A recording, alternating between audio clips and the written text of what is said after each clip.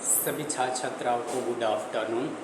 चलिए आज के हम लोग जो है कि बिहार पुलिस और बिहार दरोगा के लिए आदि सभी प्रतियोगी परीक्षाओं के लिए जो है कि क्लास नंबर 2 लेकर के आए हैं। चलिए आज का डिस्कशन क्लास नंबर 2 को शुरू करते हैं। आज का पहला क्वेश्चन है, तराइन का प्रथम युद्ध कब हुआ था? 1191 ईस्वी में। तराइन का प्रथम युद्ध कब हुआ था? 1191 ईस्वी में। तराइन का प्रथम युद्ध किस के बीच हुआ था? पृथ्वीराज चौहान और मोहम्मद घुरी के बीच हुआ था, जिसमें पृथ्वीराज चौहान की विजय हुआ। तराइन का प्रथम युद्ध पृथ्वीराज चौहान और मोहम्मद घुरी के बीच हुआ था, जिसमें पृथ्वीराज चौहान की विजय हुआ। तराइन का द्वितीय युद्ध कब हुआ? 1192 ईस्वी में। तराइन का द्वितीय युद्ध कब हुआ? 1192 ईस्वी में, जिसमें पृथ्वीराज चौहान की हार हुई और मोहम्मद घुरी की विजय हुई। मोहम्मद घुरी की क्या हुआ जी? विजय हुई। तराइन के द्वितीय युद्ध में किसकी पराजय हुई? पराजय यानी हार हुई। किसकी पराजय हुई जी? तराइन के द्वितीय युद्ध में पृथ्वीराज चौहान की पराजय हुई। तराइन के द्वितीय युद्ध में किसकी पराजय हुई? पृथ्वीराज चौहान की। भारत पर प्रथम तुर्क आक्रमण किसने किया था? मोहम्मद गजनवी के पिता सुबुक्तगिन ने। मोहम्मद गजनवी के पिता सुबुक्तगिन ने भारत पर प्रथम तुर्क आक्रमण किसने किया? मोहम्मद गजनवी के पिता सुबुक्तगिन ने। मोहम्मद गजनवी के पिता सुबुक्तगिन ने। नेक्स्ट क्वेश्चन है, मोहम्मद गजनवी ने प्रथम आक्रमण किस राज्य के विरुद्ध किया था? हिंदू शाही के। मोहम्मद गजनवी ने प्रथम आक्रमण किस राज्य के विरुद्ध किया था? हिंदू शाही के विरुद्ध किया था। हिंदू शाही राज्य की राजधानी कहाँ थी? उद्भांडपुर या वोहिंद। उद्भांडपुर या वोहिंद। हिंदू शाही राज्य की राजधानी कहाँ थी? उद्भांडपुर या वोहिंद। महमूद गजनवी का राज दरबारी कवि कौन था? फिरदौसी। महमूद गजनवी का राज दरबारी कवि कौन था? फिरदौसी। महमूद गजनवी का राज दरबारी कवि कौन था? फिरदौसी। शाहनामा के रचयिता कौन है? फिरदौसी। शाहनामा के रचयिता कौन है? फिरदौसी। महमूद गजनवी के आक्रमण के फलस्वरूप कौन सा शहर फारसी संस्कृत का केंद्र बना? लाहौर। महमूद गजनवी के आक्रमण के समय फलस्वरूप कौन सा शहर फारसी संस्कृत का केंद्र बना? लाहौर। वाहिंद का युद्ध कब और किस किस के बीच हुआ? वाहिंद का युद्ध कब और किस किस के बीच हुआ? वाहिंद का युद्ध कब और किस किस के बीच हुआ? इसका जवाब जो है कि आप लोग कमेंट बॉक्स में दीजिएगा। यह क्वेश्चन आप लोग के लिए है। चलिए नेक्स्ट क्वेश्चन देखते हैं। सिंधु समझौता के अनुसार भारत सिंधु नदी के किनारे कितने प्रतिशत जल कर सकता था? जल का प्रयोग करता था तो 20%। कितने प्रतिशत? 20%। सिंधु समझौते के अनुसार भारत सिंधु नदी की कितने प्रतिशत जल का प्रयोग कर सकता था? 20%। प्रायद्वीपीय नदियों का उत्तर से दक्षिण की ओर क्रम क्या है? प्रायद्वीपीय नदियों का उत्तर से दक्षिण की ओर क्रम क्या है? तो महानदी गोदावरी, कृष्णा, पेनार एवं कावेरी एवं वैगाई। प्रायद्वीपीय नदियों का उत्तर से दक्षिण की ओर क्रम क्या है? महानदी गोदावरी, कृष्णा, पेनार, कावेरी एवं वैगाई। कौन सी नदी भारत के केवल जम्मू कश्मीर से होकर बहती है? सिंधु नदी। कौन सी नदी भारत के केवल जम्मू कश्मीर से होकर बहती है? सिंधु नदी। पंचगंगा तथा दूधगंगा किसकी सहायक नदी है? कृष्णा नदी की। पंचगंगा तथा दूधगंगा किसकी सहायक नदी है? कृष्णा नदी की। दामोदर नदी कहाँ से निकलती है? छोटा नागपुर के पठार से। दामोदर नदी कहाँ से निकलती है?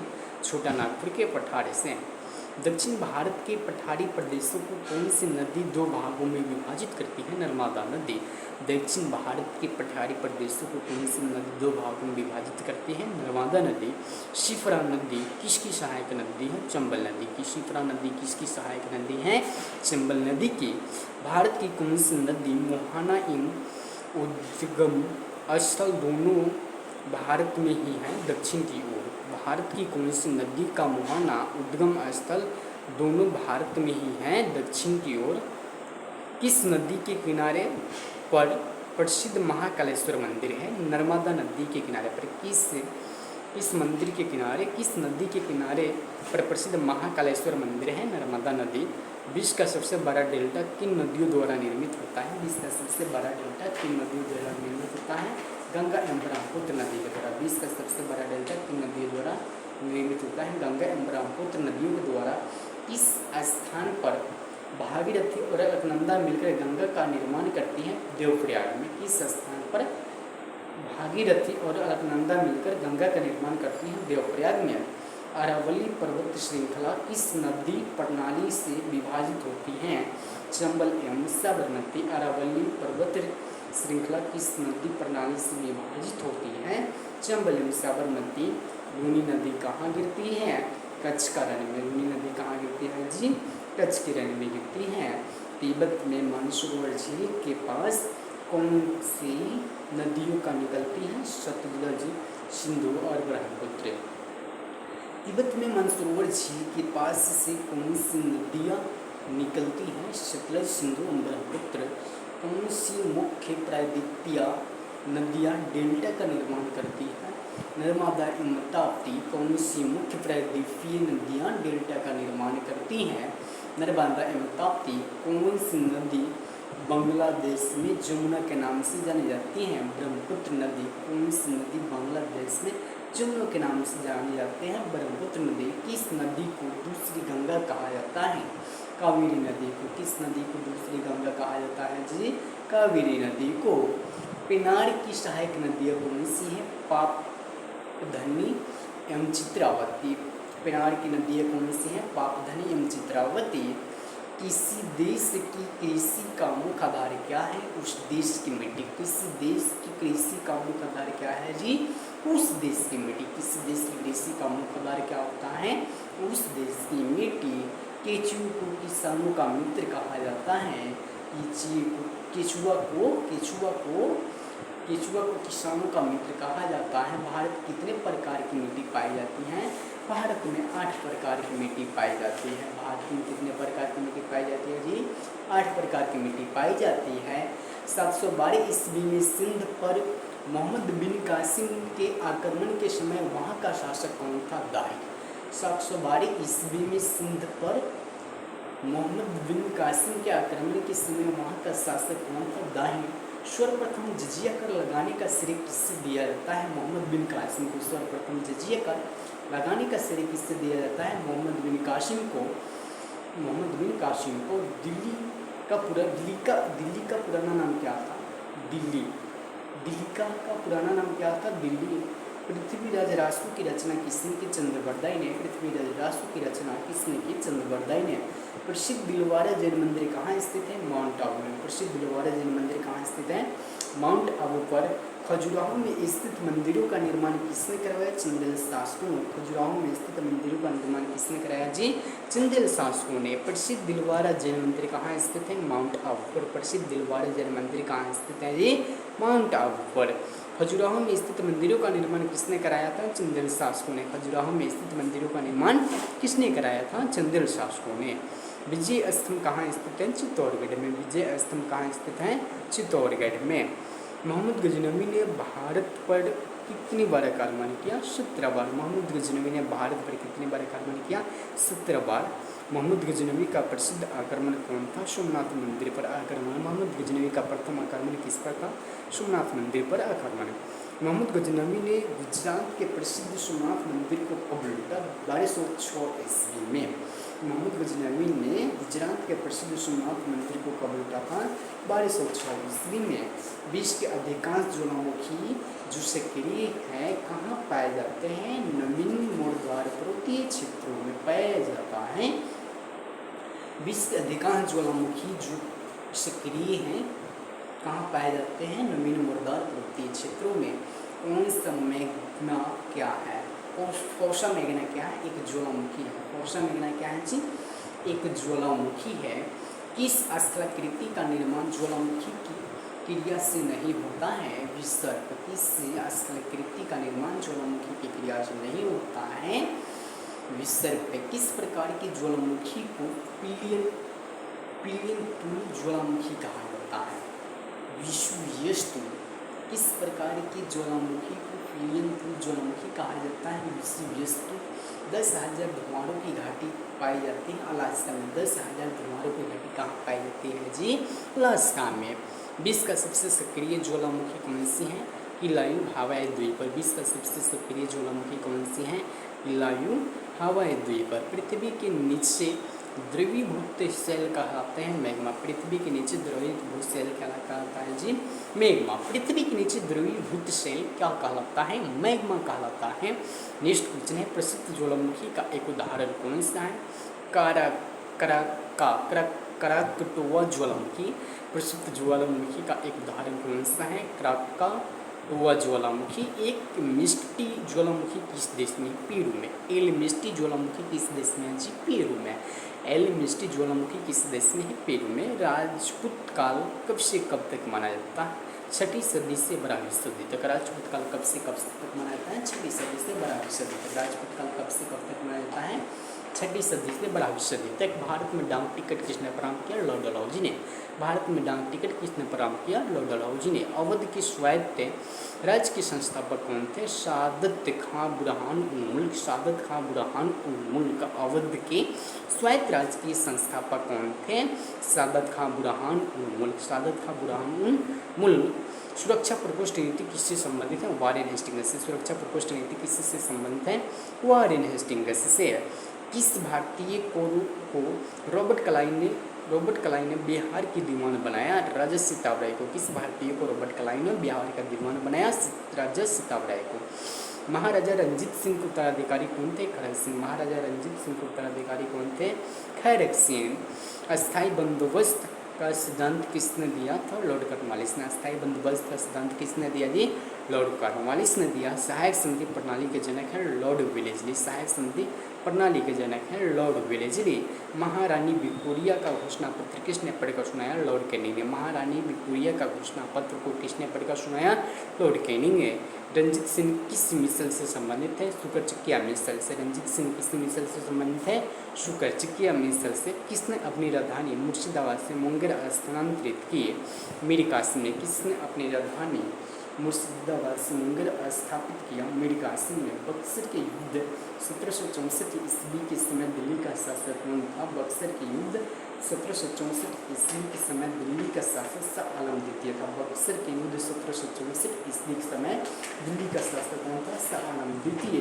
टीपू सुल्तान की मृत्यु कब हुई? 1799 ईस्वी में चतुर्थ आंग्ल मैसूर युद्ध के दौरान टीपू सुल्तान की मृत्यु 1799 ईस्वी में हुई। डिंडीगुल क्या है? तमिलनाडु के एक शहर का नाम है। डिंडीगुल क्या है जी? तमिलनाडु के एक शहर का नाम है। इसके समय में कलकत्ता उच्च न्यायालय की स्थापना की गई। वारेन हेस्टिंग्स के समय में कलकत्ता उच्च न्यायालय की स्थापना की गई। ब्रिटिश भारतीय राज क्षेत्र के विस्तार का अंत किसके समय में हुआ? डफरिन के समय में हुआ। ब्रिटिश भारतीय राज क्षेत्र के विस्तार का अंत किसके समय में हुआ? डफरिन के समय में हुआ। ठगों का दमन किसने किया? कर्नल इस्ली मैन ने। ठगों का दमन किसने किया? कर्नल इस्ली मैन ने। ठगों का दमन किसने किया? कर्नल इस्ली मैन ने। ठगों का दमन किसने किया? कर्नल इस्ली मैन ने।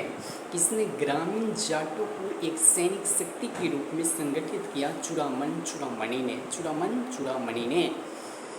किस जाट राजा को जाटों का अफलातून एवं आदरणीय व विद्वान व्यक्ति कहा जाता है? सूरजमल को। किस जाट राजा को जाटों का अफलातून व आदरणीय विद्वान व्यक्ति कहा जाता है? सूरजमल को। लोहगढ़ नामक किला किसने बनवाया? बंदा बहादुर ने। लोहगढ़ नामक किला किसने बनवाया? बंदा बहादुर ने। इस मुगल बादशाह के आदेश पर बंदा बहादुर की हत्या कर दी गई? फर्रुख खासियर। किस मुगल बादशाह के आदेश पर बंदा बहादुर की हत्या कर दी गई? फर्रुख खासियर। भूमध्य रेखा के उत्तरी या दक्षिण में किसी स्थान पर दी गई कोणीय दूरी क्या कहलाती है? अक्षांश कहलाती है। भूमध्य रेखा के उत्तरी या दक्षिण में किसी स्थान पर दी गई कोणीय दूरी क्या कहलाती है? अक्षांश कहलाती है। ट्रॉपिक ऑफ कैंसर क्या है? 23.5 डिग्री उत्तरी अक्षांश। ट्रॉपिक ऑफ कैंसर क्या है? 23.5 डिग्री उत्तरी अक्षांश। धरातल पर 1 डिग्री अक्षांश की दूरी कितने किलोमीटर के समतुल्य होती है? 111 किलोमीटर। धरातल पर 1 डिग्री अक्षांश की दूरी कितने किलोमीटर के समतुल्य होती है? 111 किलोमीटर के समतुल्य होती है। भूमध्य रेखा के अतिरिक्त कौन सी अक्षांश रेखा पृथ्वी को दो बराबर अक्षांशों वृत्त से होकर गुजरती है? मालागासी। भूमध्य रेखा के अतिरिक्त कौन सी अक्षांश रेखा पृथ्वी को 2 बराबर अक्षांश वृत्त कहाँ से होकर गुजरती है? मालागासी से। वह काल्पनिक रेखा जो पृथ्वी को 2 भागों में बांटती है क्या कहलाती है? भूमध्य रेखा। वह काल्पनिक रेखा जो पृथ्वी को 2 भागों में बांटती है क्या कहलाता है जी? भूमध्य रेखा कहलाता है। 66.5 डिग्री दक्षिण अक्षांश वृत्त कहाँ से होकर जाती है? मालागासी से। 66.5 डिग्री दक्षिण अक्षांश वृत्त कहाँ से होकर जाती है? मालागासी से। वह काल्पनिक रेखा जो भूमध्य रेखा को समकोण पर काटती है कहलाती है देशांतर। वह काल्पनिक रेखा जो भूमध्य रेखा को समकोण पर काटती है क्या कहलाता है जी? देशांतर कहलाता है। 2 देशांतर रेखाओं के बीच की दूरी को क्या कहते हैं? गोरे के नाम से जानते हैं। 2 देशांतर रेखाओं के बीच की दूरी को किस नाम से जानते हैं? 2 देशांतर रेखाओं के बीच की दूरी को गोरे के नाम से जानते हैं। एक देशांतर से दूसरे देशांतर के बीच कितना समय अंतराल होता है? एक देशांतर से दूसरे देशांतर के बीच का समय अंतराल 4 मिनट का होता है। एक देशांतर से दूसरे देशांतर के बीच का समय का अंतराल कितना होता है? 4 मिनट का। किस अक्षांश रेखा पर रात व दिन समान होते हैं? भूमध्य रेखा पर। किस अक्षांश रेखा पर रात व दिन समान होते हैं? भूमध्य रेखा पर। एक डिग्री देशांतर की सबसे अधिक दूरी कहाँ होती है? विषुवत रेखा पर। 1 डिग्री देशांतर की सबसे अधिक दूरी कहाँ होती है? विषुवत रेखा पर। कुल अक्षांशों की संख्या कितनी है? 180। कुल अक्षांशों की संख्या कितनी है? 180। कुल देशांतरों की संख्या कितनी है? 360। कुल देशांतरों की संख्या कितना है जी? 360। विषुवत रेखा के समानांतर कल्पित रेखाओं को क्या कहते हैं? अक्षांश रेखा कहते हैं। विषुवत रेखा के समानांतर कल्पित रेखाओं को क्या कहते हैं? अक्षांश रेखा कहते हैं। पृथ्वी की उत्तरी व दक्षिणी ध्रुवों को मिलाने वाली रेखा क्या कहलाती है? तो देशांतर रेखा कहलाती है। पृथ्वी को उत्तरी व दक्षिण ध्रुवों को मिलाने वाली रेखा क्या कहलाती है? पृथ्वी को उत्तरी या दक्षिण ध्रुवों को मिलाने वाली रेखा क्या कहलाती है? अक्षांश रेखा कहलाती है। पृथ्वी को उत्तरी व दक्षिण ध्रुवों को मिलाने वाली रेखा अक्षांश रेखा कहलाती है। पृथ्वी की उत्तरी व दक्षिण ध्रुवों को मिलाने वाली रेखा क्या कहलाती है? देशांतर कहलाती है। पृथ्वी की उत्तरी और दक्षिण ध्रुव को मिलाने वाली रेखा क्या कहलाती है? देशांतर कहलाती है। यहाँ देख लीजिए, विषुवत रेखा के समानांतर कल्पित रेखाओं को क्या करते हैं? अक्षांश करते हैं। विषुवत रेखा के समानांतर कल्पित रेखाओं को क्या करते हैं? अक्षांश करते हैं। पृथ्वी की उत्तरी और दक्षिण ध्रुव को मिलाने वाली रेखा देशांतर रेखा कहलाती है। पृथ्वी की उत्तरी और दक्षिण ध्रुव को मिलाने वाली रेखा देशांतर रेखा कहलाती है। प्रधान मध्यम रेखा किस स्थान से होकर गुजरती है? ग्रीनविच से। प्रधान मध्यम रेखा किस स्थान से होकर गुजरती है? ग्रीनविच से। ग्रीनविच रेखा क्या है? 0 डिग्री देशांतर। ग्रीनविच रेखा क्या है जी? 0 डिग्री देशांतर। पृथ्वी की 1 घंटे में कितने देशांतर घूम लेती है? 15 डिग्री। पृथ्वी 1 घंटे में कितने देशांतर घूमता है जी? 15 डिग्री। दक्षिण ध्रुव का अक्षांश क्या है? 90 डिग्री। दक्षिण ध्रुव का अक्षांश क्या है? 90 डिग्री। 2 स्थानों के देशांतर में 1 डिग्री का अंतर होने पर उनके समय में कितना अंतर होगा? उनके समय में 4 मिनट का अंतर होगा। 2 स्थानों के देशांतर में 1 डिग्री अंतर होने पर उनके समय में कितना अंतर होगा? 4 मिनट का अंतर होगा। विश्व का कौन सा नगर भूमध्य रेखा के सबसे निकट है? सिंगापुर। विश्व का कौन सा नगर भूमध्य रेखा के सबसे निकट है? तो सिंगापुर। देशांतर रेखाएं किस दिशा से खींची जाती हैं? तो उत्तर से दक्षिण दिशा में। देशांतर रेखाएं किस दिशा की ओर खींची जाती है? उत्तर दिशा से दक्षिण दिशा की ओर खींची जाती हैं। भूमध्य रेखा की ओर जाने वाले पर देशांतर के बीच की दूरी पर क्या प्रभाव पड़ता है? बीच की दूरी बढ़ती है। भूमध्य रेखा की ओर जाने पर देशांतर के बीच की दूरी पर क्या प्रभाव पड़ता है जी? बढ़ता है। देशांतर के बीच की दूरी बढ़ती है। भूमध्य रेखा से उत्तर 0 डिग्री से 90 डिग्री क्या कहलाता है? उत्तरी गोलार्ध। भूमध्य रेखा से उत्तर 0 डिग्री से 90 डिग्री क्या कहलाता है जी? भूमध्य रेखा से ऊपर 0 डिग्री से 90 डिग्री क्या कहलाता है? उत्तरी गोलार्ध कहलाता है। भूमध्य रेखा से नीचे 0 डिग्री से 90 डिग्री दक्षिण गोलार्ध कहलाता है। ऊपर क्या कहलाता है जी, उत्तरी गोलार्ध, और नीचे क्या कहलाएगा, दक्षिण गोलार्ध। भूमध्य रेखा से 0 डिग्री से 90 डिग्री के बीच नीचे क्या कहलाता है, नीचे क्या कहलाता है, दक्षिणी गोलार्ध रेखा। अंतर्राष्ट्रीय तिथि रेखा का निर्धारण कब किया गया, 1884 ईस्वी में। अंतर्राष्ट्रीय तिथि रेखा का निर्धारण कब किया गया, 1884 ईस्वी में। अंतर्राष्ट्रीय तिथि रेखा किससे कहते हैं, 180 डिग्री देशांतर को। अंतर्राष्ट्रीय तिथि रेखा किससे कहते हैं जी, 180 डिग्री देशांतर को। अंतर्राष्ट्रीय तिथि रेखा किसके निकट है, तो 180 डिग्री पूर्वी व पश्चिमी देशांतर के निकट है। अंतर्राष्ट्रीय तिथि रेखा किसके निकट है, 180 डिग्री पूर्वी व पश्चिमी देशांतर के। अंतर्राष्ट्रीय तिथि रेखा टेढ़ी मेढ़ी क्यों है, समय और तिथि के अंतर को समाप्त करने के लिए, समय और तिथि के अंतर को समाप्त करने के लिए अंतर्राष्ट्रीय तिथि रेखा टेढ़ी मेढ़ी क्यों है, समय और तिथि के अंतर को समाप्त करने के लिए, समय और तिथि के अंतर को समाप्त करने के लिए है। उत्तरी प्रशांत महासागर में अंतर्राष्ट्रीय तिथि रेखा के विचलन का क्या कारण है, एल्यूशियन द्वीपों। उत्तरी प्रशांत महासागर में अंतर्राष्ट्रीय तिथि रेखा के विचलन का कारण क्या है, एल्यूशियन द्वीप। यदि अंतर्राष्ट्रीय तिथि रेखा पर 12 बज रहे हो तो भारत का मानक समय क्या होगा जी, 5:30 होगा। क्या होगा, 5:30 होगा, 5:30। पृथ्वी को कितने समय कटिबंधों में बांटा गया है, 24। पृथ्वी को कितने समय कटिबंधों में बताया गया है जी, 24। भारत का मानक समय किस देशांतर से लिया गया है, 82.5 देशांतर से। भारत का मानक समय किस देशांतर से लिया गया है, 82.5 डिग्री पूर्वी देशांतर से। भारत का मानक समय किस स्थान से लिया गया है, नैनी इलाहाबाद के निकट से। भारत का मानक समय किस स्थान से लिया गया है, नैनी के इलाहाबाद से लिया गया है। भारत के मानक समय और ग्रीनविच के समय में कितना अंतर रहता है, 5 घंटे 30 मिनट। भारत के मानक समय और ग्रीनविच समय में कितना अंतर होता है, 5 घंटा 30 मिनट। भारत के सबसे पूर्वी व पश्चिमी स्थानों में कितनी बार विचलित होती है, 4 बार। भारत के सबसे पूर्वी और पश्चिमी स्थानों में कितनी बार विचलित होती है जी, 4 बार। पृथ्वी के 2 स्थानों की स्थिति के अनुदैर्ध्य का अंतर 15 डिग्री है, तो स्थानीय समय में कितना का अंतर होगा, 1 घंटा का अंतर होगा। पृथ्वी के 2 स्थानों की स्थिति के अनुदैर्ध्य का अंतर 15 डिग्री है, तो स्थानीय समय में कितना अंतर होगा जी, स्थानीय समय में 1 घंटा का अंतर होगा। ग्रीनविच किस देश में है, यूनाइटेड किंगडम में। ग्रीनविच किस देश में है, यूनाइटेड किंगडम में।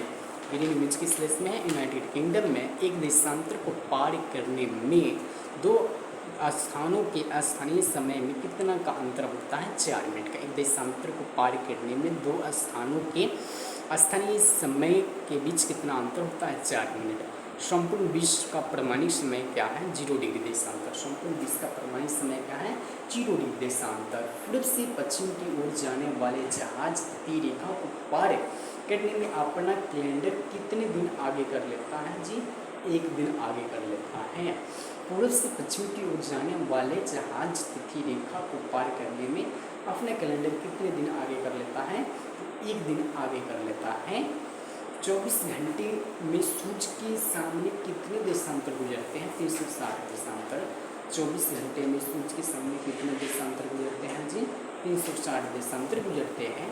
अंतर्राष्ट्रीय तिथि रेखा किस सागर से गुजरती है, आर्कटिक सागर एवं प्रशांत महासागर से। आर्कटिक सागर एवं प्रशांत महासागर से अंतर्राष्ट्रीय तिथि रेखा किस सागर से गुजरती हैं, तो अंतर्राष्ट्रीय तिथि रेखा